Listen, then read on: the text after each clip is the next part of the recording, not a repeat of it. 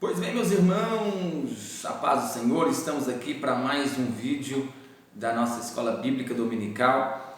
Estamos estudando aí dons espirituais e ministeriais e vamos para a lição de número 4, onde fala dons de poder. Estudamos na última lição sobre os dons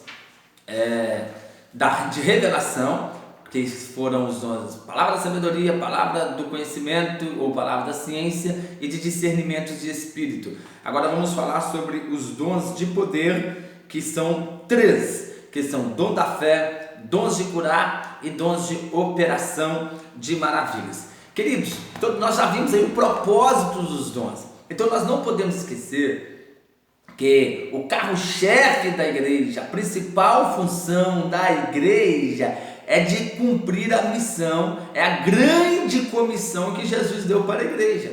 Está lá em Mateus capítulo 28, de pregar, ensinar e fazer discípulos. E o evangelista Marcos, ele escreve, capítulo 16, versículo 15, palavra de Jesus, e de pregar o evangelho a toda criatura. Quem crer e for batizado será salvo, quem não crer será condenado, e esses sinais seguirão aos que crerem. Em meu nome expulsarão demônios, falarão novas línguas, se beber alguma coisa mortífera não lhe fará dano algum, imporão as mãos sobre os enfermos e os curarão. Observe, os dons espirituais, vamos falar aqui agora de 3 deles, dos 9, denominado por Paulo em Coríntios capítulo 12, os dons espirituais, vamos falar aqui hoje dos dons, 3 deles, que é a classe de dons de poder, que é o da fé, dons de curar e operação de maravilhas. Eles jamais podem ser o carro-chefe da igreja, eles não são o carro-chefe da igreja, eles acompanham o carro-chefe da igreja, vamos dizer, o protagonismo da igreja é a pregação do evangelho, é pregar que Jesus salva. Jesus morreu na cruz para nos salvar, para perdoar os nossos pecados, para nos conceder vida eterna, Jesus não morreu na cruz para nos curar, ele cura, para que nós operamos sinais, milagres e maravilhas. Não, isso não acontece, mas nós não podemos inverter a ordem das coisas. Na matemática, a ordem dos fatores não altera o resultado. Agora, biblicamente, sim, não podemos inverter a ordem dos fatores. Não é nós, não é a igreja, não é o povo que tem que seguir os sinais, não. Os sinais que tem que seguir aqueles que creem em Jesus como o único Senhor e o único Salvador. Entendeu, queridos? Entendi? Então isso tem que ficar bem claro, E aí nós já entramos aí no primeiro dom dos dons de poder. O primeiro é o dom da fé. O dom da fé, o comentarista aí, pastor Elinaldo Renovato, está nos falando que ele é diferente da fé salvífica, aquela fé gerada pela palavra. A fé vem pelo ouvir a palavra de Deus. Você ouve a palavra de Deus, a fé em Cristo Jesus é gerada, como gerada em Cristo Jesus, pela sua palavra pregada, para nós recebermos Ele como Senhor, como Salvador, e para ter a certeza que somos salvos, pecados perdoados. Então é diferente. Fé, o capítulo 11 da carta aos Hebreus ali, leia o capítulo 11 da carta aos Hebreus, é onde estão os heróis da fé, começa a dizer que é o firme fundamento das coisas que se espera e a prova das coisas que não se vê. Então, esse dom da fé não pode ser confundido com a fé salvífica. A fé salvífica é aquela proveniente da proclamação do Evangelho, que como eu disse aqui em Romanos 10:17, a fé vem pelo ouvir a palavra de Deus. Nós temos 4 textos na Bíblia, 4 lugares diferentes que falam: o justo viverá pela fé, Abacuque 2:4, também Romanos 1:17, também na carta de Paulo aos Gálatas e carta aos Hebreus, do escritor aos Hebreus, capítulo 10, versículo 38, também fala: o justo viverá pela fé. Ou seja, que vive pela fé é aquele que é viver pela fé, viver pela palavra, Viver uma vida pautada na palavra, isto é viver pela fé. Então não se confunda o viver pela fé, a fé salvífica, o viver pela palavra com o dom da fé. O dom da fé é uma capacidade que o Espírito Santo concede ao crente para realizar coisas que transcendem a vida natural. Capacidade que Deus concede aos crentes para realizar as coisas que transcendem a vida natural, que como nós vimos nos outros dons, na lição passada, e vamos ver em todos, que a pessoa pode ser usada uma vez só, numa causa difícil, onde a pessoa vê por antecipação o resultado, por antecipação daquilo que aconteceu. né? Então, um problema difícil, ninguém vê solução, ninguém vê saída, mas a pessoa já pela fé já enxerga como que vai dar, como que vai acontecer, e ora naquele sentido, e talvez no momento a pessoa não vê nada que aconteceu, né? Parece que está tudo normal, igual quando Jesus falou para a figueira: nunca mais nasce fruto de ti. Os seus discípulos ouviram, e no momento a figueira continuou normal, que ela só tinha folhas, mas depois os discípulos voltaram e viram que ela tinha secado, né? E Jesus chega a dizer: se tiveres fé, como, não é do tamanho, como um grão de mostarda, tirar esse monte, passa daqui a colar, e assim vos será feito. Então, o dom da fé é um dos dons espirituais. Aqui é o primeiro dom aqui da classe dos dons de poder, ele é para a capacidade que o Espírito Santo concede, porque quem concede os dons é Jesus, melhor dizendo, quem distribui é o Espírito Santo segundo a sua vontade, e é ele que ele direciona. A pessoa pode ser usada uma vez, duas vezes, três vezes, não é sempre que vai acontecer, não, é o Espírito Santo que é o agenciador dos dons espirituais, que é o consolador da igreja, que é o amigo do noivo, é ele que direciona tudo isso. Segundo dons de curar. Observe que os dons de curar está no plural, dons de curar. Alguns acreditam porque alguém recebe o dom de curar no aspecto, por exemplo, lá de paralítico, de orar para paralítico levantar, né? Ou outros recebem o dom de curar para uma determinada enfermidade, por isso que está no plural. Algumas vertentes, alguns acreditam desta forma, né? Mas em geral, o que é o dom de curar? São recursos de caráter sobrenatural para atuarem na cura de qualquer tipo de enfermidade. Por isso a expressão no plural, dons de curar, ou enfermidades específicas da mesma forma. Não são todos que vão curar. Lembra que Jesus nunca curou todos? Algum texto vai dizer que aquele dia o som de Jesus, o som estava com ele, virtude do Espírito estava com Jesus para curar, e ele então curou a todos. Mas é engraçado, Jesus não ressuscitou todos os mortos. Todos nós sabemos, né, pelos históricos, né, pelos historiadores, né, não se fala do pai adotivo de Jesus, José. Então se acredita que quando Jesus começou o seu ministério, seu pai adotivo José já tinha falecido. Todos nós sabemos disso. Jesus não ressuscitou o seu pai. Jesus operou 3 milagres de ressurreição. Ele ressuscitou a filha de Jairo, que estava sendo velada, ressuscitou o filho da viúva de Naim, que estava do caminho entre o velório e o cemitério, e ressuscitou o seu amigo Lázaro, que estava há 4 dias já sepultado. Mas por que Jesus então não ressuscitou o seu pai?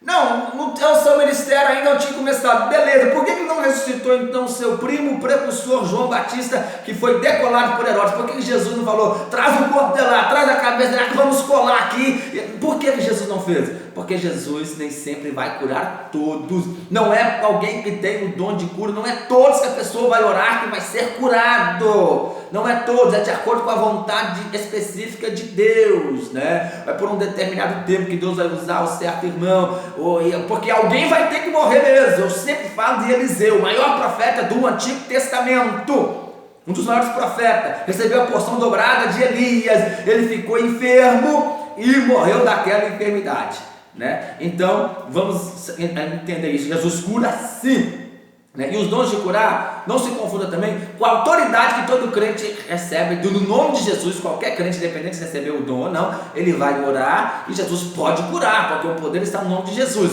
Mas o Espírito Santo distribui os dons de curar para algumas pessoas de acordo com a sua vontade, e esse ele usa com mais frequência, pode usar com mais frequência em causas específicas, né?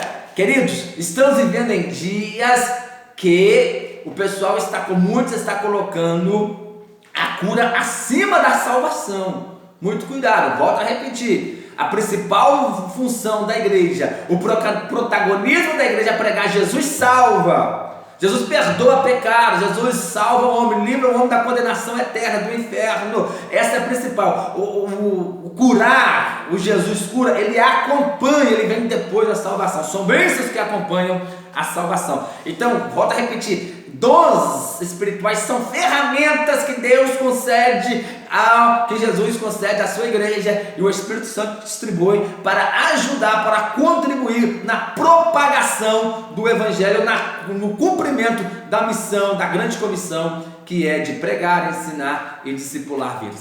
Terceiro dom que vamos falar hoje, né? Estamos aqui nos dons de poder. Dom da fé, que é diferente da fé salvífica. Dons de curar, que está no plural, dons, que Jesus pode usar especificamente alguém para certa enfermidade específica. E agora dons de operação de maravilhas. Sabe qual que é a diferença do dom de operação de maravilha e o dom da fé? O dom da fé, a maioria das vezes a pessoa não vê o resultado instantâneo, igual citei aqui o caso da figueira. Na hora a figueira ficou normal, mas depois os discípulos viram que a figueira secou. Agora o dom de operação de maravilhas, ele é instantâneo. A pessoa vê um milagre acontecer na hora, a causa difícil acontecer na hora, igual quando Jesus estava no barco e acalmou a tempestade. Na hora a tempestade se acalmou, o mar se acalmou. Então, essa é a diferença dos dons de operação de maravilha para os dons da fé. O dom da fé pode levar um processo. A pessoa fala, vai acontecer assim, assim, assado, né? Estou dizendo, mas em nome de Jesus vai acontecer dessa forma. A pessoa tem fé, só que demora. A pessoa pode passar pelo processo. Agora, o dom de operação de maravilhas é uma causa, uma ação sobrenatural de Deus no momento. Pode ser um milagre de cura também. Pode, mas então qual é a diferença dos dons de operação de maravilha para o dom de cura? Cura fala das enfermidades. A pessoa talvez está com câncer, a pessoa talvez está com enfermidade na coluna, nos órgãos internos, né? Uma pneumonia, está desenganado pelos médicos, alguma enfermidade. Ou a pessoa é paralítico e volta a andar, ou anda pela primeira vez. A diferença para o dom de operação de maravilha, operação de maravilha, a diferença para o dom de curar é que cresce algum membro na hora. Por exemplo, a pessoa falta um pedaço de uma perna. Então, para a pessoa voltar a andar, Jesus então primeiro faz crescer a perna, para depois a pessoa andar. Isso é operação de maravilhas. Nota a diferença? Um cego, por exemplo, a pessoa tem tudo perfeito. Os olhos, a córnea, a íris, tudo perfeito dos olhos, mas não enxerga, estava algum com glaucoma avançado e perdeu a vista. Então usa em dons de cura, a pessoa volta a enxergar, maravilha. Agora, operação de maravilhas, falta o globo ocular. Aí Jesus faz nascer o globo ocular, para aí a pessoa começar a enxergar. Isso é operação de maravilhas. Pegou aí a diferença? Notou a diferença dos dons de curar para a operação de maravilhas, os dons da fé para a operação de maravilhas? Essa é a principal diferença. Então, queridos, eu encerro dizendo que não pode haver distorção dos usos dos dons de curar. Por que não há tantas manifestações de dons de curar, de operação de maravilhas, dons da fé? Por causa do povo. O povo idolatra essas pessoas que recebem esse dom. Meu querido, o maior milagre, não esqueça disso, é a salvação. O maior milagre é o perdão dos pecados, porque todos esses outros milagres de que a pessoa pode usar, ser usada por Deus, nos dons da fé, dons de curar, dons de operação de maravilha, ele tem data de validade. Outro dom de operação de maravilha, ressuscitar mortos. Jesus ressuscitou, Lázaro estava 4 dias sepultado, mas esse milagre venceu, porque depois Lázaro morreu de novo. Então, a operação dos dons de poder, seja ele da fé, de curar ou de operação de maravilhas, eles têm data de validade. Agora, o milagre da salvação, do perdão de pecados, ele não tem data de validade. Depois que a pessoa morre, aí que ele tem valor, ele tem valia mesmo. Então, não inverta a ordem dos valores. O maior milagre é da salvação, é do perdão dos pecados. Os dons é que acompanham, são ferramentas para ajudar na propagação do Evangelho, no cumprimento da grande comissão. Amém? Deus abençoe tua vida, tua casa, tua família. Obrigado por você ter aqui assistido esse vídeo até o final. Se você foi abençoado com essa aula, compartilhe com alguém, curte, comenta e compartilhe com alguém. E Deus te abençoe grandemente. Até a próxima semana, se assim Deus nos permitir. Forte abraço.